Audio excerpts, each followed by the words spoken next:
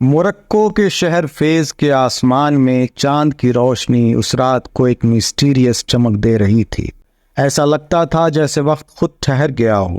یہ وہ رات تھی جب ایک انوکھی عورت کی کہانی نے جنم لیا، جس کا نام ہسٹری کی گلیوں میں ان گنت مسٹری کے ساتھ بسا ہوا ہے۔ ہم بات کر رہے ہیں فاطمہ الفہری کی، ایک عرب مسلم عورت جن کی وراثت آج بھی ہمیں میسمرائز کر دیتی ہے۔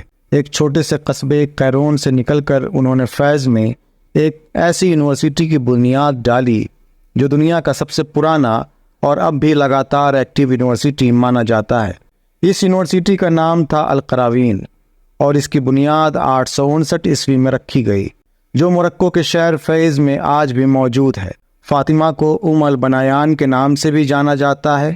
فاطمہ کی زندگی کا ایک مسٹیریس پہلو ان کی شروعاتی زندگی تھی۔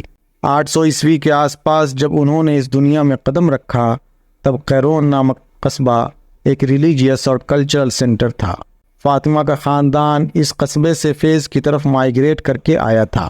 ان کے فادر محمد الفہری، جن کی اکنامک کنڈیشن بہت مضبوط نہیں تھی، فیز میں آنے کے بعد ایک کامیاب بزنس مین بن گئے۔ ان کی 2 بیٹیاں تھیں، ایک کا نام فاطمہ الفہری اور دوسری بیٹی کا نام مریم الفہری تھا۔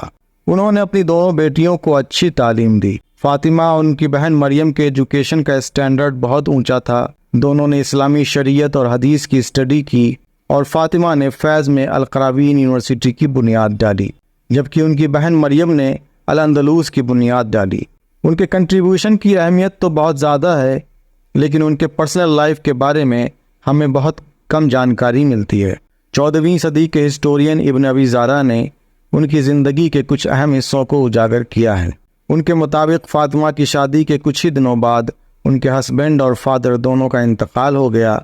اس دکھ کے بعد بھی انہوں نے اپنے خواب کو پورا کرنے کی طرف قدم بڑھایا اور یونیورسٹی قائم کرنے میں تن من دھن سے جٹ گئی۔